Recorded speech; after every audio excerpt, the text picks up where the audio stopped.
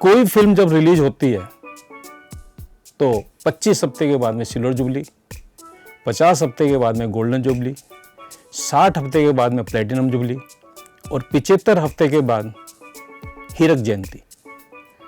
5 अगस्त 1960 को एक film release हुई थी जिसने हिंदुस्तान में नहीं संपूर्ण विश्व में एक रिकॉर्ड बनाया और उस फिल्म का नाम था मुगले आजम।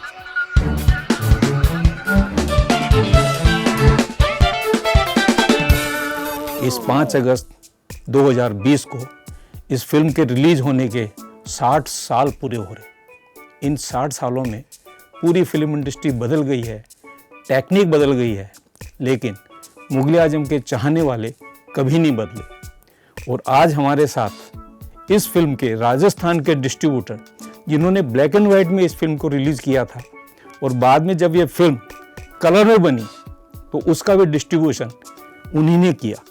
आज मेरे साथ हैं नंद किशोर जालानी, माणक लाल जी जालानी के पोते। माणक लाल जी जालानी के सपुत्र थे श्याम सुंदर जालानी, जिन्होंने स्वतंत्र रूप से ब्लैक एंड वाइट फिल्म को राजस्थान में रिलीज किया अपने पिताजी की उपस्थिति में। और फिल्म जब कलर बनी तो श्याम सुंदर जालानी जी की उपस्थिति में कलर फिल्म को नंद किशोर जी जालानी ने रिलीज किया। ये हमारे लिए बड़ी सौभाग्य की बात है कि इंडिया के एकमात्र डिस्ट्रीब्यूटर हैं जिन्होंने 1960 में भी उस फिल्म को रिलीज़ किया और कलर बनी तो उस फिल्म के भी डिस्ट्रीब्यूटर हमारे साथ हैं। फिल्म के रिलीज़ के बारे में आप क्या बताना चाहेंगे? मुगले आजम खुद एक ऐतिहासिक फिल्म जरूर थी, लेकिन इसके साथ कई इतिहास जुड़े हुए हैं अलग अलग तरीके से। इस फिल्म का निर्माण आज़ादी से पहले शुरू हुआ।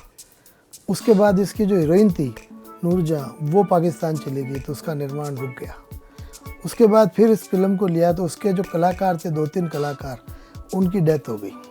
फिर इस फिल्म के लिए पृथ्वीराज कपूर का, दिलीप कुमार का ये चयन करके और इस फिल्म का निर्माण शुरू किया गया और फिल्म बेहतरीन फिल्म बनती गई। उस ज़माने में फिल्में मेहनत से बनती थी और के आसिफ तो बढ़िया फिल्में बनाने के लिए मशहूर थे। उन्होंने इस फिल्म के निर्माण में सुबह से शाम, रात से दिन, एक एक घड़ी अपनी इस फिल्म के लिए अर्पित कर दी। और इस फिल्म में कई ऐसे इंसिडेंट्स थे जो पेपर में भी आप लोग पढ़ते होंगे। आज बड़े मियाँ गुलाम अली का गाना, जो फिल्मों से जिनको एलर्जी थी, उनसे इनके जज गई कि मुझे एक गाना इनसे गवाना है पक्की राख का। तो नौशाद साहब को साथ लेकर कलकत्ता उनकी हवेली गए और ऐसा माहौल बनाया कि वो मना नहीं कर सके और मुंह मांगे पैसे 25,000 रुपये में उन्होंने उस एक गाने के लिए, जबकि उस ज़माने में 50-50 रुपये में दूसरे अच्छे गायक गाना गाते थे। क्या 50-100 रुपये में लता मंगेशकर जैसी गायिका गाना गाती थी। 25,000 मांगे और उन्होंने 25,000 बगैर सोचे समझे डन कर दिया, बोले मंजूर। मतलब वो इस फिल्म में एक ऐसे कंटेंट डालना चाहते थे और डाले हैं उन्होंने जो ऐतिहासिक थे। इस तरह के कई इंसिडेंट्स उन्होंने इस फिल्म में डाले हैं एक एक करके। फिल्म की उन्होंने बहुत सारी शूटिंग जयपुर में भी की है, क्योंकि हाथी घोड़े वगैरह जो है इनकी उपलब्धि बहुत अच्छे नंबर्स पे है। और इसमें वॉर सीन वगैरह जो पिक्चराइज किए हुए हैं, बहुत बेहतरीन पिक्चराइज किए हैं। शीश महल का बाकायदा सेट लगाया जो फिल्म की रिलीज़ के बाद भी बहुत लंबे समय तक पड़ा रहा।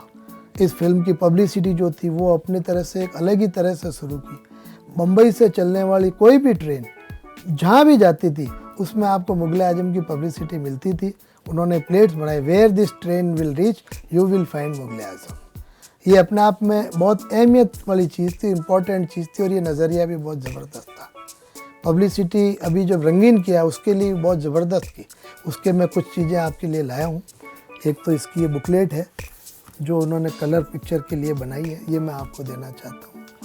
इस फिल्म के कुछ और बुकलेट्स वगैरह के कागज़ हैं जो एल्बम वगैरह वो देना चाहता हूँ। इस फिल्म की एक रिकॉर्ड है, HMV उस टाइम कंपनी हुआ करती थी, उसने इसको बनाया, तो ये भी आपको भेंट कर। और सबसे इम्पॉर्टेंट इस फिल्म का एक ट्रेलर।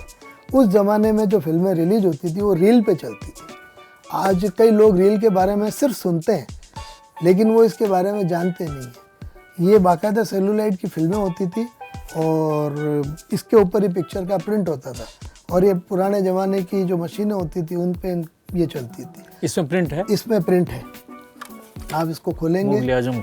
तो आपको दिखेगी इसमें प्रिंट। इस तरह की प्रिंटें हुआ करती थी। इसको 35 mm फिल्म कहते थे कि इसकी चौड़ाई 35 mm होती है। सर ये 35 mm फिल्म का प्रिंट, इसके 24 फ्रेम में यहाँ से 1 सेकेंड, ये साउंड, क्या बात है सर, आपने तो पुराना ज़माना याद करवा दिया।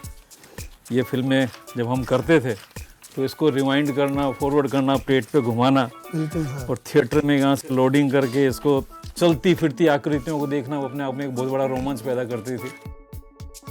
आसिफ साहब का मेरा मिलन हुआ 1972 में, जब मैं रिवाज पिक्चर बना रहा था और वो जैसलमेर में शूटिंग कर रहे थे।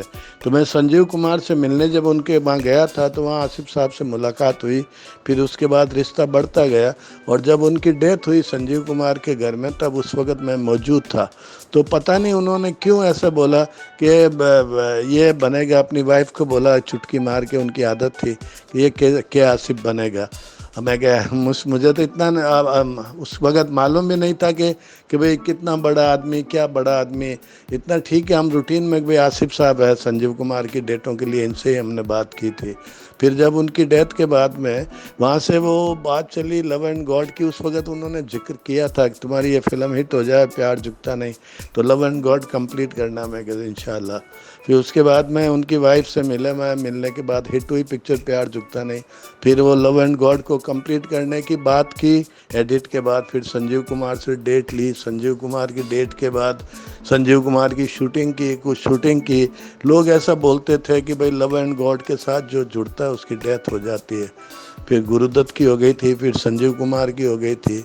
मेरे लिए भी, मुझे भी ऐसे डराते थे। मैंने कहा यार ठीक है यार, अब जो भी होगा देखेंगे। पिक्चर कंप्लीट हुई, जैसे कैसे करके कंप्लीट की। और सबसे बड़ी बात उस मेकर की जिसने मुगल आजम बनाई, आसिफ साहब की, उस आदमी की फिल्म लव एंड गॉड बनाने का मुझे सौभाग्य मिला और किसी तरह हमने कंप्लीट कर गए। और मेरे खुद के ही ऑल इंडिया डिस्ट्रीब्यूशन था उस वक्त, तो हमने अपने ऑफिस से उस पिक्चर को पर्दा दिखाया, पिक्चर रिलीज़ हुई। आसिफ साहब तो शेर आदमी थे, मुझसे ज़्यादा पूरी दुनिया जानती, पूरी फिल्म इंडस्ट्री के कई किस्से उनके। बहरहाल जहाँ भी है वो भगवान उनकी आत्मा को शांति दे, और मैं और मेरा पूरा परिवार उनको हाथ जोड़ के नमन करता है।